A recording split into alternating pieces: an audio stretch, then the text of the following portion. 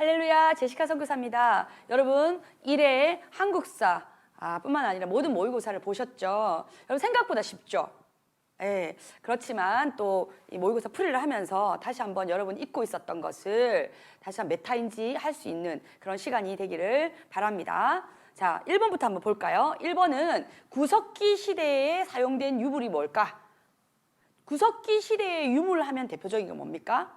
첫 번째, 주먹도끼. 아주 그립감이 좋았어요. 주먹도끼. 그러면 두 번째, 이거는 답은 1번이겠다. 그죠? 반달 돌칼은요, 돌칼이라고 하지만 청동기 거예요. 이야기했었죠. 그리고 비파형 동검도 청동기예요. 근데 동검인데 철기 유물이 있어요. 세형 동검이에요.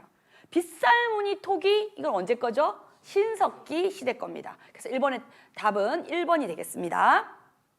자, 2번. 다음에 해당하는 고구려의 혼인 풍속은 이라는 게 나왔어요.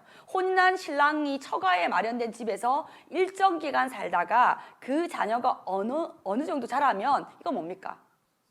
서옥제라고. 우리 서방님 하잖아. 서방님 이게 뭐냐면 서옥에 있는 방에 사는 님이시여 이런 뜻이야. 알겠어요? 자, 그래서 답은 2번이 될 거군요. 책화는 어디에 있었던 거죠? 네, 맞아요. 동의에 있었던 거야. 책화가 뭐야? 책화가 선 넘으면 죽어 이 말이야. 문책 당할 거야 이 말이야. 그 경계를, 산천과 그런 경계를 넘으면 뭐 소나 말이나 이런 걸 배상해야 되는 거야. 그리고 매매호는 뭐야? 매매호는 돈 주고 여자 사는 거. 지금도 중동에서는 일어나고 있는 거잖아. 민며느리 제도가 있었던 곳이 어디예요? 그렇죠. 옥저에서 그러니까 아주 한 뭐 10살 미만의 어린 아이들을 데려가가지고 키워가지고 이제 며느리를 삼았다는 거지. 노동력이 필요했다는 소리죠. 자, 3번은요. 다음 사실을 알려주는 역사적 유물을 다음 사실이 뭘까? 고구려는 만주로부터 한강 이북에 이르기까지 광대한 영토를 차지하였고 신라의 왜구를 물리치게 하였다. 이 사실을 알려주는 유물, 그러니까 고구려가 이런 훌륭한 나라였다는 것을 알려주는 유물은 고구려에 대한 유물이 나와야 될 거잖아. 맞지? 네. 그럼 답은요. 호명 그릇과 강개토 대학릉비, 니은 리을이 되는 3번이 됩니다. 단양 적성비는요. 누가 세웠어요? 진흥왕 때. 진흥왕 때 싸움을 해서 우리가 이겼다는 표가 적성비야. 순수비는 뭐야? 아, 내가 이렇게 훌륭한 일을 했구나. 순수는 뭐냐면 돌아다니면서 내 지역을 찌뽕찌뽕 하는 거야.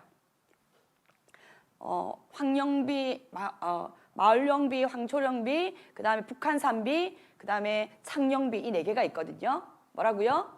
마을령비, 황초령비, 북한산비, 창령비 이렇게 보면서 딱딱딱 찍고 오면서 진흥왕이 이거 내 땅 한 거야. 여기서 우리가 기억해야 될 게 뭐야? 북한산비. 북한산비가 나중에 발견돼요. 누구한테? 추사 김정희 선생님, 추사체를 만들었던 김정희 선생님께 발견돼서 김정희 선생님이 그거를 탁 연구하다가 금석학이라는 학문으로 발전하게 되는 겁니다. 아시겠습니까? 호명 그릇은 뭐예요?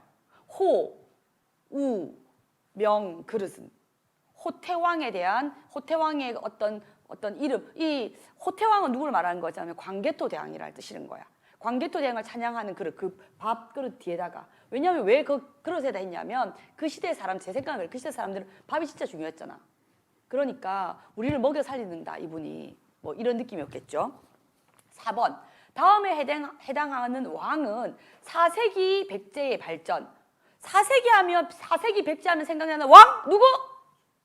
그렇죠. 그런 거 크게 해도 돼, 하준아. 누구라고? 근초고 왕입니다. 아시겠죠?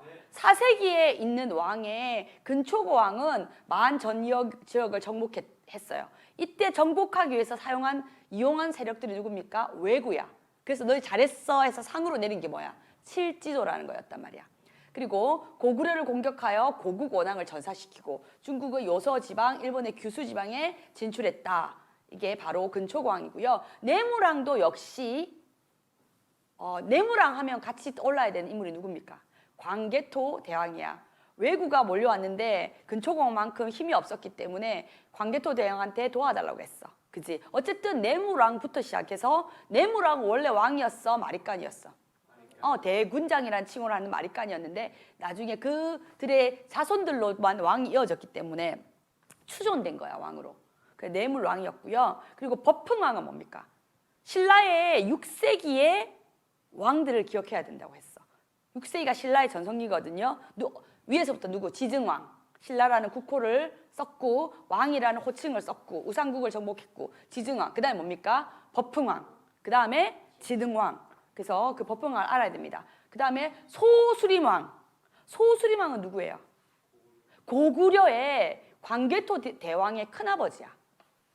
광개토 대왕의 아버지는 왕이 되지 못했거든요. 그러니까 조카한테 왕위를 물려준 거야. 소수림왕이 말하자면 불교를 공인하고 율령을 받아들이고 그런 모든 것들을 다 한 거야. 그래서 그걸 딱 자리를 깔아놨고 그 다음 뭐야? 광개토 대왕이 빡 나간 거지. 아시겠습니까? 마치 신라도 마찬가지야. 버풍왕이 쫙 다 깔아놨고 그 다음에 뭐야? 진흥왕이 확 치고 올라간 거야. 그런데 백제는 뭐라고요? 치는 걸 먼저 했단 말이야. 그러니까 물론 율령을 받아들입니다. 고유왕 때. 그런데 뭐야? 정신적인 통일을 하지 못했어요.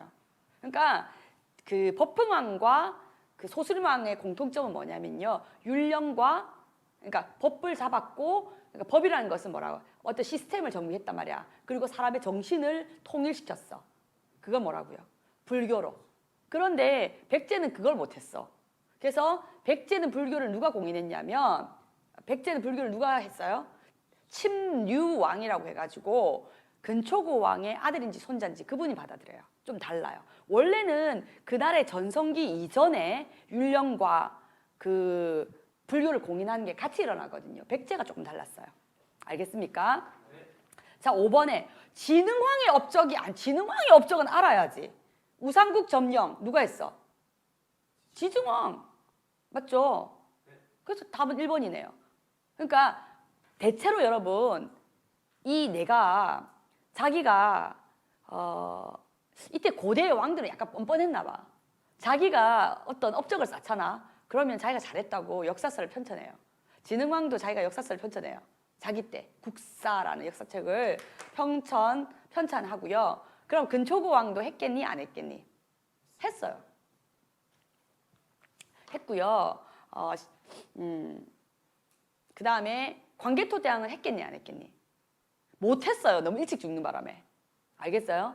그래서 광개토 대왕은 그 대신에 자기 아들이 뭘 해줬다고요?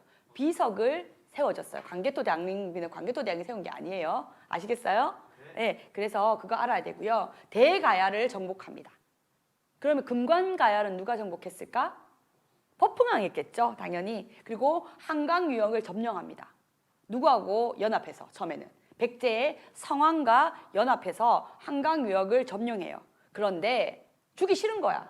그러니까 너무 화랑이 많이 죽었단 말이야. 그러니까 관산성이라는 곳에서 진흥 성왕을 죽여요. 그 전투로 인해서 이제 신라는 전성기를 맞을 수밖에 없게 되는 거죠. 알겠습니까, 여러분? 네. 자, 6번. 발해에 대한 설명으로 옳지 않은 것은 발해는 누가 세웠어요? 대조영이 고구려 유민을 이끌고 건국하였다. 맞죠? 근데 유민이 얼마 안 되고 나머지 대부분 누구라고? 말갈족이었다. 무왕 때 지방행정조직으로 오경 15부 62주를 설치하였다. 이건 안 배웠죠? 내가 이거 해준 적 없는데? 그럼 이런 일단 패스. 그 다음에 선왕 때 동쪽의 융성한 나라라는 의미로 해동성국이라고 불렸다. 이건 했잖아. 맞죠? 자, 4번. 인한, 대흥 등의 독자적인 연호를 사용하여 중국과 대등한 지위를 나타냈다. 맞죠? 그럼 답은 몇 번? 1번, 3번, 4번이 다 맞으면 답이 안 되는 게 뭐야? 2번이죠. 그러니까 무왕 때 한 게 아니라 이걸 누구 왕 때 했단 말이야? 문왕 때 하게 됩니다. 아시겠습니까? 그러니까 여러분 문제를 풀 때 이렇게 푸는 거예요. 내가 모르는 게 나왔다고 해서 당황하는 게 아니라 여러분 모르는 게 나오잖아요. 그게 답이 아닐 확률이 굉장히 많아요. 그러니까 여러분 어떤 것을 할 때 정확하게 아는 것이 중요합니다. 아시겠죠? 자, 7번. 9세기 초 장보고는 완도, 지금 우리 완도김 유명하죠? 그때 완도의 지명이 뭐였냐면 청해진이었어요. 알겠습니까? 우리가 지명편에서 이제 했는데 가장 중요한 게 병란도 중요해요. 그 다음에 또 울산항도 중요하고 병란도가 왜 중요해요? 병란도가 뭐예요? 병란도 하면 생각나야 되는 나라가 어디예요? 고려야. 알겠죠? 고려의 병란도를 통해서 뭐라고? 아랍인도 들어오고 막 이렇게 들어왔단 말이야. 그리고 울산항은요. 울산항 이쪽으로 통일신라 시대 왜 울산항 생각해봐. 왜 울산항일까? 그 총구석에 처박혀 있는데 총구석에 수도가 있었던 데 있어. 지금은 총구석이지만 그 당시 총구석이 아니었어. 어디야? 경주. 그러니까 수도가 있던 울산항 쪽으로 들어왔단 말이야. 이때 아라비아인들 같은 사람들이 막 들어왔다는 거죠. 성해진 답은 3번이 됩니다. 그리고 당항성은 뭐야? 삼국시대 때 차지하려고 했던 그런 중국과의 교역이 일어났던 곳이 당항성이고요. 통일신라 때도 여전히 당항성을 이용해서 중국의 사뚱반도와 이렇게 갔습니다. 알아놓으셔야 됩니다. 아시겠죠? 병란도 하면 어디라고요? 고려. 울산항과 당항성 하면 어디라고요? 통일, 신라. 청해진은 9세기 말에 청해진 하면 생각나야 되는 게 뭡니까? 장보고. 맞죠? 후기에 있었습니다. 자, 8번. 고려 태조 왕건의 정책. 경복궁 중건. 맞아요? 경복궁 중건 다시 세운단 말이야. 그 사람 누구야? 흥선 대원군이야. 노비 안건법을 실시했다. 광종. 그 다음에 사심관 제도를 실시했다. 누구예요? 이게 태조 왕건이죠. 전민 변정 도감을 설치했다. 공민왕 신돈을 통해서. 이런 거는 키워드 단어는 딱딱 알고 있어야 됩니다. 아시겠죠? 자, 9번. 밑줄 친 새로운 군대의 활약. 신이 오랑캐에게 패한 것은 그들의 기병인데 우리는 보병이라 대적할 수 없기 때문입니다. 이에 왕에게 건의하여 새로운 군대를 편성하였다. 문무, 신관, 이사, 상인, 농업 가운데 이게 뭐 어찌 몰라. 근데 딱 밑에 보니까 뭐야? 고려사 저료. 새로운 군대 하면 생각나야 되는 게 뭐야? 신으로 시작해야 돼. 맞지? 맞지? 신이란다. 별기군 아니면 뭐라고? 별무반이야. 맞지? 맞아요? 근데 별무반이야? 별기군이야? 그렇죠. 고려시대 별무반, 여진을 토벌하기 위해서 윤관이 건의한 거란 말이야. 별무반이 됩니다. 아시겠죠? 귀주에서 거란군을 격파했다. 강감창 장군의 귀주 대첩입니다. 거란의 3차 침입을 막아냈던 거죠. 개경까지 침입한 홍건적을 격퇴하였다. 누가요? 이성계. 그 다음에 서인성에서 몽골군의 공격을 막아냈다. 살리타의 공격을 막아낸 서인성에서 김인후라는 안 해줬어요, 여러분. 너무 놀라지 않아도 돼요. 그리고 여진족을 물리치고 동북 구성을 쌓았다. 누구예요? 윤간의 별무반입니다. 알겠습니까? 여진족 나오면 바로 이건 거야. 키워드 단어를 딱딱 알고 가시면 됩니다. 아시겠습니까? 네. 자, 10번 권문세족. 자, 고려시대는 고려를 세웠던 정치 집단을 뭐라고 합니까? 호족이라고 해요. 맞지? 그들끼리 결혼을 한 것이 뭡니까? 문벌 귀족이야. 맞지? 그 다음에 무신이 통치를 하다가 이제 원나라에게 빌붙었어. 친원파대를 우리는 뭐라고 한다고요? 권문세족이라고 합니다. 알겠어요? 자, 권문세족에 대한 설명으로 옳은 것은 국가에서 임명한 승려들이다. 말도 안 돼. 주로 과거를 통해 고위관직에 올랐다. 이거 조선에서나 있을 법한 거죠. 문신 중심의 정치에 반발하여 정변을 일으켰다. 이건 무신들이었죠. 몽골의 통역관 출신 등 친원 세력이 포함되어 있다. 답은 4번이 되겠죠. 아시겠습니까? 네. 다음 11번. 다음에 해당하는 고려시대 문화유산은 몽골의 침입을 물리치기 위해 만들었다. 현재 합천해인사에 보관되어 있다. 뭡니까? 팔만 대장경. 야, 용비 어천가는 누가 만들었어요? 세종 때 수양대군이 지었어요. 수양대군 누구예요? 세조 똑똑했어요. 직지심체 요절은 어느 시대 유물이에요? 고려시대 유물이야. 최초의 금속 활자본이야. 봐라, 금속은 뭐야? 금은 소리가 안 나네. 금속으로 찍찍거리는 소리가 나잖아. 그래서 그렇게 외우라 그랬다. 알겠지? 그리고 우리가 불국사의 삼층석답을 해체해가지고 좀 이렇게 복원하려고 하는 거 보니까 그래서 뭐가 나왔어? 무구정광 대다란이경. 뭐라고요? 무구정광 대다란이경. 우리 문화재 편에서 했습니다. 무구정광 대다란이경. 우리가 가장 오래된 목판 인쇄본이 됩니다. 다음에 그 답은 1번이 되겠죠. 그러니까 12번 기역, 니은, 디귿에 해당하는 붕당이 바로 연결된 것은 인조 반정으로 인조는 누구에게 대항해서 일어났어요? 광해군. 맞지? 광해군 하면 생각나야 되는 세력이 뭡니까? 북인. 그래서 북인 세력을 몰아내고 정권을 잡은 누구는 그 답은 북인이니까 3번, 4번이잖아. 맞지? 서인이란 말이야. 북인을 몰아낸 게 뭐라고요? 서인이야. 서인은 남인과 함께 서로 학문적 입장을 사고 뭐 이렇게 했다. 이렇게 나오. 답은 북인, 서인, 남인인 답은 3번이 되겠습니다. 아시겠습니까? 그러니까 여러분 딱 기억해야 되는 게 뭐냐면 인조 반정을 일으켰던 세력은 누구라고요? 서인이야. 남인이 도와주고. 그리고 광해군하고 딱 붙어 있었던 게 누구라고 말이야? 북인이야. 알겠어요?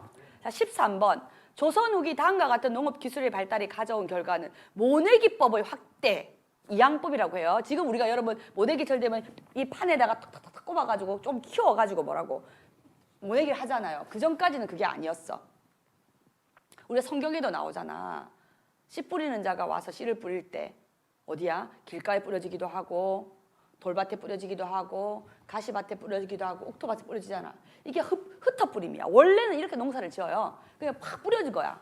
그러면 살아남을 놈만 살아남는다는 거지. 살아남은 놈은 굉장히 강한 놈들이란 말이야. 알겠어요?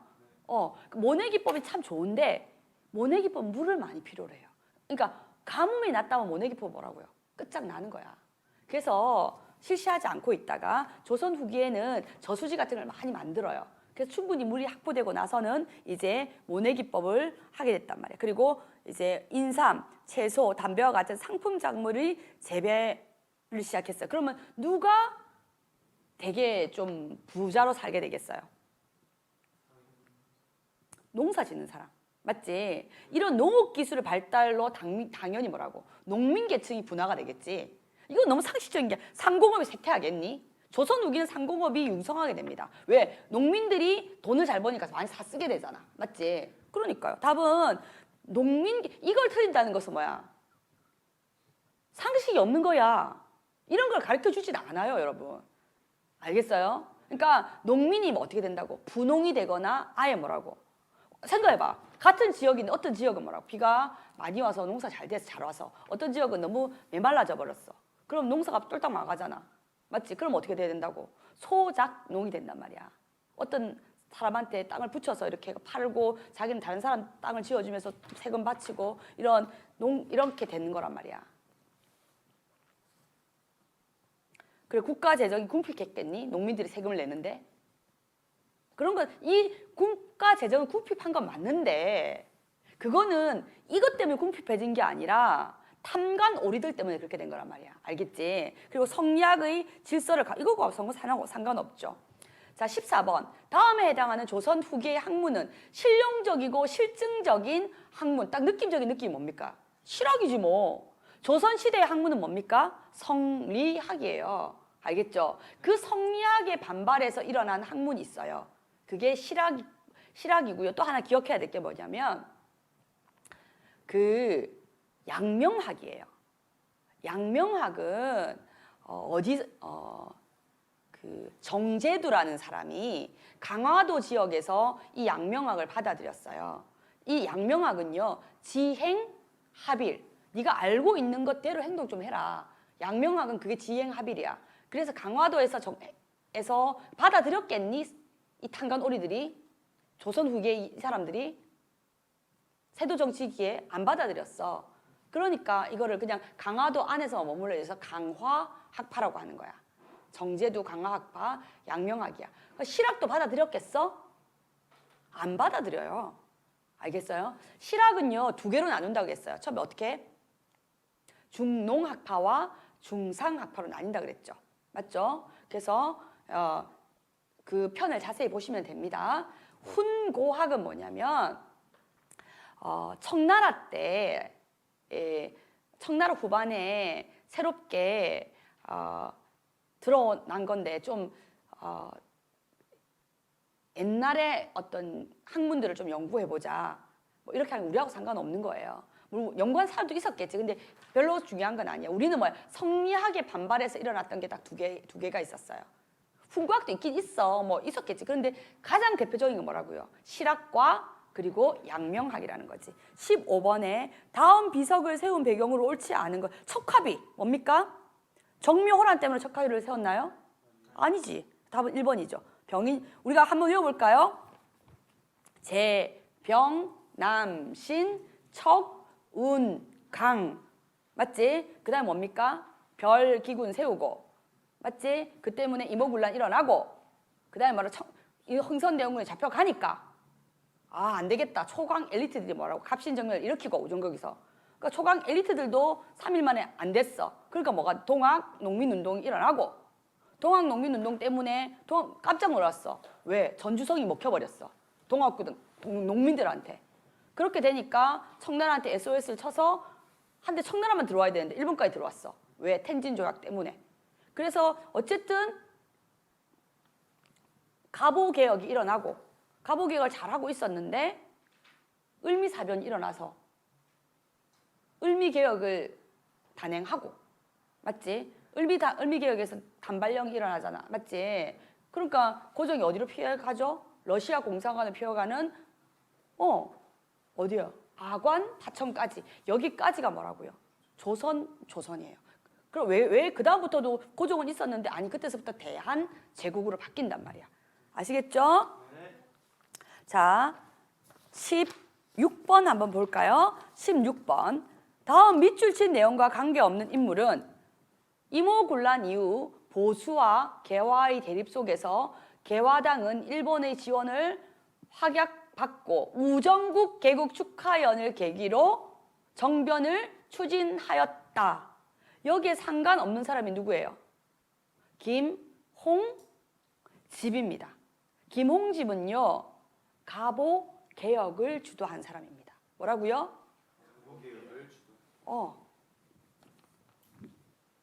김옥규는 갑신정변의 대표적인 사람이고 박영용은 고종의 사위였어요. 홍영식은 제가 아버지가 영의정이었어. 초강 엘리트들입니다.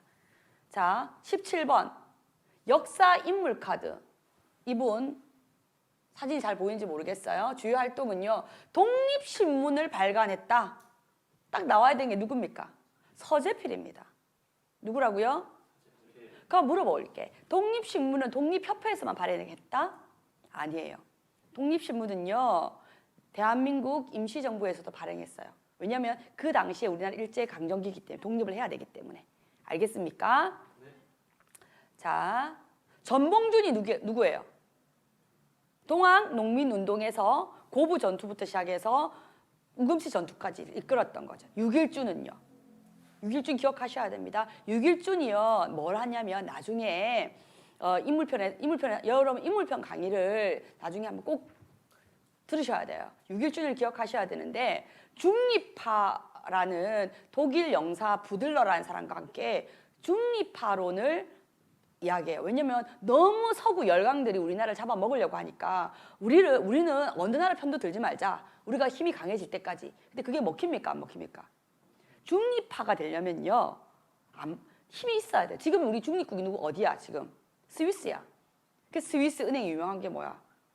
자금 거기다 숨기고 그러죠. 절대로 안 풀어줘요. 나라에 돈이 있고 힘이 있어야 중립파도 되는 거야. 그러니까 이 6.1줄이라는 사람은 똑똑했어. 그래서 중립파론을 좀 건의를 했어요. 안 받아들여져서 그렇지. 근데 대한제국 때 고종이 뭐라고? 중립파 선언을 해요. 선언하면 뭐하니? 안 받아들여지는데. 고종이 한 일 중에서 잘한 일이 딱 있는데 일단 중립파 선언을 하고 또 하나를 뭐야? 칙령 41호라는 걸 발동을 해요. 세계적으로 만방에 알려요. 칙령 41호가 뭔지 압니까? 독도는 우리 땅이다. 이걸 천명하는 거야. 그거 하나 잘했다고 볼 수 있습니다. 자, 18번 다음 원칙으로 진행된 근대 개혁과 관련된 설명으로 옳지 않은 것. 구본 신참하면 딱 기억나야 되는 게 뭐야? 옛날 것을 본받고 새로운 것들을 쭉중에서 참신한 것들만 받아들이겠다. 광무 개혁이야. 고종이 대한제국에서 선포하면서 했던 개혁이 광무 개혁이죠. 황제가 직접 군대를 통솔하게 하였다. 그러니까 구본신찬 광무개혁은요 무한 황제권이야. 황제한테 모든 권한을 다 몰아주는 거야. 가보 을미개혁의 급진성을 계승하였다. 그리고 서양의 기술과 기계를 도입하여 상공업을 진흥시키려는 정책을 폈다. 이게 신참이야. 알겠어요? 그리고 국가 재정을 계산하기 위해 토지를 조사하고 일부 지에게 지계 발급. 아주 중요한 거예요. 자기 아버지가 누구죠? 흥선대원군이야. 흥선대원군이 민생을 안정화시키기 위해서 정전을 개혁하기 위해서 한 게 뭡니까? 양전사업이잖아. 맞지? 아버지 따라한 거야 지금. 아시겠어요? 그래서 광무개혁은요 자기 아버지를 따라한 게 구본이야. 신참 뭐야? 상공업을 진행시킨 거야. 그러니까 가보 을미개혁을 따라 했다 안 했다? 안 했다. 답은 2번이 된 거야. 아시겠어요? 자 19번 일제강점기 경제 침탈에 대한 설명으로 옳지 않은 것은. 일제강점기의 경제 침탈이 이렇게 합니다. 제일 처음 뭡니까? 토지 조사 사업을 해요. 그 다음 뭐 어떻게 돼요? 산미 토지를 조사했으니까 거기서 산미 증식 계획을 해요. 그 다음 뭡니까?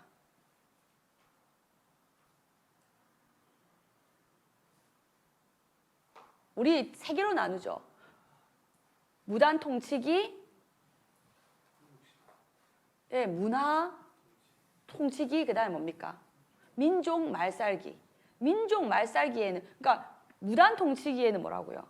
뭐 한단 말이에요? 경제적으로는 토지 조사 사업을 해요. 문화 통치기는 뭐라고 한다고? 산미 증식 계획을 해요.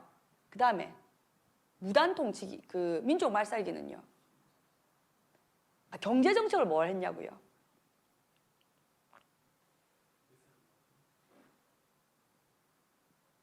병참 기지화.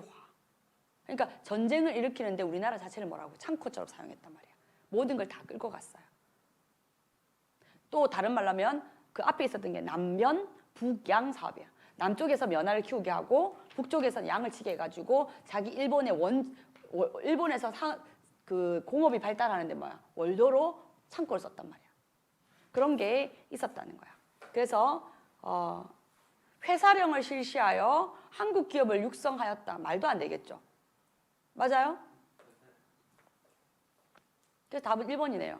토지조사 사업을 실시하여 한국 토지를 수탈하였다. 산미증식 계획을 추진하여 한국의 식량을 수탈하였다. 한국의 군수 물자를 공급하는 병창기지로 삼았다. 이게 1번은 무조건 틀렸고, 회사령을 실시하여 한국 기업을 육성한 게 아니라 뭐 일본 이 기업이 자리 잡도록 했던 거야. 알겠습니까? 그래서 2번은요. 토지조사 사업은 무단 통치기에, 그 다음에 산미증식기는 문화 통치기에, 그 다음에 군수 물자를 병참기지화하는 뭐야? 민족 말살 정치기 했던 겁니다. 20번 다음에 해당하는 지역은 권업회가 조직되어 항일투쟁을 전개하였다. 대한광복군 정부가 수립되었다. 연해주입니다. 이야기했었죠. 지역할 때 연해주. 간도는 어디가 간도입니까? 우리나라 국경선과 중국이 맞닿아 있는 그곳을 우리나라 뭐 북간도, 서간도에서 간도라고 합니다. 아시겠죠? 간도는요 예전에는 뭐라고? 요동지역이라고 불렸어요. 우리나라 땅이었어. 발해까지. 고려시대부터 뭐라고? 먹혀버린 거지. 그렇지만 먹혔다 하지만 끊임없이 뭐라고? 그 간도 지역은 우리나라 땅이었다는 걸 알 수 있어요. 왜냐하면 고종 때 관도 관리사 이범윤이라는 사람을 파견해요. 파송이 아니라. 그럼 관도 관리사를 파송한다는 말, 거기서 세금을 거뒀단 말이야. 그러니까 우리나라 지역이었다는 거야. 그 다음에 일본은 말도 안 돼. 상하이는 어디 있어? 지금의 상해. 상해에서 대한민국 임시정부가 처음 있었던 것이죠. 그리고 신한 청년단도 상해에서 있었던 거고. 연해주는 러시아 있는 곳이라는 거 알고 있죠? 맞죠? 그래서 여기 우리 화면에 보이는 대로 화면에 보이는 대로 지도에서 보이는 바로 이 지역입니다. 잘 봐주십시오. 지도 넣으셔야 돼요. 말해줘. 지도 안 보이면 안 된다. 자, 자, 21번. 다음 신문 광고와 관련 있는 민족 운동에 대한 설명으로 옳지 않은 것은 이거 뭡니까 저거? 자스 가리 우거든 만가리 뭐야? 만가리 우. 이게 우리는 이렇게 읽잖아. 맞지? 예전에 거꾸로 읽었어. 여기 우자야. 읽어봐. 우자 길게 쓴 거야 이게. 알겠지? 우리가 만든 것 우리가 쓰자 이 뜻이야. 이게 뭡니까? 물산 장려 운동이에요. 그러니까 국산품을 애용하자는 주장이었다. 조선이 물산 장려회를 설립하였다. 민족 자본을 보호하고 육성하고자 하였다. 큰 성과를 이루어 민족 자본이 크게 성장하였다. 크게 성장했겠니? 일제강점기인데? 안 했겠죠? 알겠어? 일본이 가만히 놔줬겠어요, 이거를? 가만히 안 놔줬어요. 아시겠어요? 네. 예, 일제강점기라는 거 잊어버리면 안 돼요. 이거하고 잘 헷갈리는 게 뭐냐면 마치 금모으기 운동처럼 우리나라가 일본에게 먹히기 전에 대구에서 뭐가 있었죠? 국채 보상 운동이 있었어요. 전통인 것 같아. 나라 어려움에 처하면 부녀자들이 나도 이거 귀걸이 내야 되나? 이건 금이 아니에요. 가짜예요. 뭐 금 이런 거 내가지고 비녀 이런 거 내가지고 나라를 우리 국채를 나라가 나라한테 진 빚을 국채라고 하는데 국채를 보상하자. 그리고 결국은 뭐라고? 일본한테 먹혔죠. 어쩔 수 없었지만. 22번. 다음에 해당하는 인물은 김구가 조직한 한인 애국단 소속이다. 우리가 꼭 알아야 되는 항일 단체 중에서 의열단하고 한인 애국단이 헷갈리면 안 돼요. 의열단은 뭐냐면요. 1910년대에 있어요. 초반에 있었어요. 한인 애국단은 1930년대 이후에 있는 거야. 윤봉길, 이봉창 뭐 이런 분들이 나오는 거예요. 그래서 중국 상하이 홍콩 공원에서 일본군에서 폭탄, 도시락 폭탄을 투척하신 분이야. 누구입니까? 윤봉길 의사요. 김옥규는 갑신정변을 주도했죠. 1번. 서재필은요. 갑신정변에 참여했으나 너무 어렸어. 나중에 그래서 독립협회를 만들고 독립신문을 했죠. 예. 전명훈은요. 미국에서 스티븐슨을 암살하려고 했던 분이십니다. 23번. 다음에 해당하는 인물은 민족의 정신과 혼을 강조한 역사자이다. 한국 통사를 펼쳤다. 한국 독립운동 지열사를 펼쳤다. 혼하면 박은식이야. 뭐라고요? 누구라고? 혼하면 박은식이야. 알겠어요? 얼하면요. 정인보야. 알겠어요? 그리고 신채호 하면 뭐야? 난가사상. 신채호는요. 화랑할 때 나가요. 화랑이 우리의 정신이다. 신채호가 좀 격했어요. 신채호는 의열단의 어떤 정신을 하는 의열단의 선언문도 써주고요. 그리고 조선 상고사, 조선 어쩌고 저쩌고가 나오면 신채호고 한국 어쩌고 저쩌고가 나오면 뭐라고요? 박은식이란 말이야. 알겠죠? 그리고 좀 신채호가 성서 말했잖아. 좀 독하다고. 그래서 신채호가 뭐야? 독사 신론이라는 그런 걸 써서 역사란 이런 것이다. 이런 것에 대해서도 썼습니다. 아시겠습니까? 백나무는 그 역사 중에서 한국 경제사를 썼던 겁니다. 나중에 이거는 한국사 능력평가 시험할 때 하면 될 거고요. 꼭 기억해야 될 사람은 누굽니까? 박은식인가? 신채호인가? 정인보인가? 정인보는 뭘 했다고요? 그 다음에 신채호는 난가사상, 박은식은 혼. 알겠어요? 조선 어쩌고 저쩌고 나오면 누구라고? 신채호. 한국 어쩌고 저쩌고 나오면 뭐라고요? 박은식이에요. 자, 24번. 다음 사건들이 초래한 공통 결과는 미소 양군의 진주 뭐냐면은 그 군대를 주둔시킨단 말이야. 우리나라에. 그게 진주한다라고 이야기해요. 진이라는 것은 군대 뭐 고려시대 때 진 뭐 이런 걸 했었거든요. 계속해서 조선시대 고려시대에서 군사적 요충지를 진이라고 합니다. 알겠습니까? 예, 그리고 군정을 실시했죠.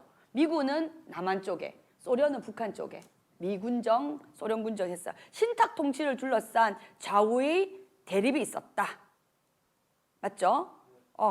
이 두 개가 초래한 공통의 결과가 뭡니까? 광복은 이미 됐어. 그러니까 1번 답이 아니야. 남북의 분단, 민주주의 실현, 독재 정권에서 당연히 남북의 분단이죠. 무슨 말인지 알겠습니까? 알겠죠? 그러니까 우리는 광복이 됐어. 근데 북쪽은 뭐라고? 소련군이 들어가고 남쪽은 미군이 들어왔어. 그래가지고 군정을 실시했어. 신탁 통치를 하겠다고 이야기했어. 그래가지고 신탁 통치가 뭐라고 이야기했어요? 똥기저귀 너희들 못 가니까 우리가 갈아줄게. 너희가 정치를 못하니까 우리가 대신 해줄게. 근데 우리 반대했게 안 반대했게? 반대했어요. 근데 나중에는 뭐라고? 좌파 쪽에서 찬성을 해서 그게 나쁜 의도가 아니라 야 우리 실상을 봐라. 진짜 우리 정치 안 된다. 조금 배워서 우리가 내정을 다지자. 뭐 이렇게 해서 어쨌든 신탁 통치 이후에 그러면 너희가 뭐 대통령을 뽑아라 했는데 그게 이미 북한에 뭐라고요? 공산주의가 자리 잡아버렸단 말이야. 그러니까 김구 선생님이 내가 38선을 베고 죽는 한이 있어도 절대로 우리나라는 분단되어서는 안 된다 해서 올라가잖아. 김일성하고 남북 협상하러 가잖아. 근데 그게 결렬되고 했었죠. 그죠? 그때 이승만은 뭡니까? 정읍 발언이라고 남한만이라도 하자. 남한만이라도 대통령을 뽑아서 해가지고 빨리 우리나라가 하자라는 그런 발언들을 하게 되죠. 결국은 남한만 5.10 총선을 하게 됩니다. 맞죠? 1948년에 1945년 8월 15일 날 뭡니까? 광복이 되고 1948년 5월 10일 날 총선입니다. 이때 누굴 뽑았어요? 대통령인가요? 국회의원인가요? 국회의원을 뽑았어요. 국회의원을 뽑아서 이때 뽑힌 사람을 재헌국회라고 합니다. 헌법을 만들기 위해서 뽑았단 말이야. 그래서 보통은 국회의원 임기가 있는데 이 사람은 딱 2년만 해요. 그리고 1950년에 뭐라고요? 1950년도에 1948년 5월 10일 총선을 하고 1948년 7월 10 재헌절이 언제예요? 7월 17일. 7월 17일 재헌절이 있고 헌법을 만들고 난 후에 그래서 그 헌법을 통해서 우리는 뭐라고요?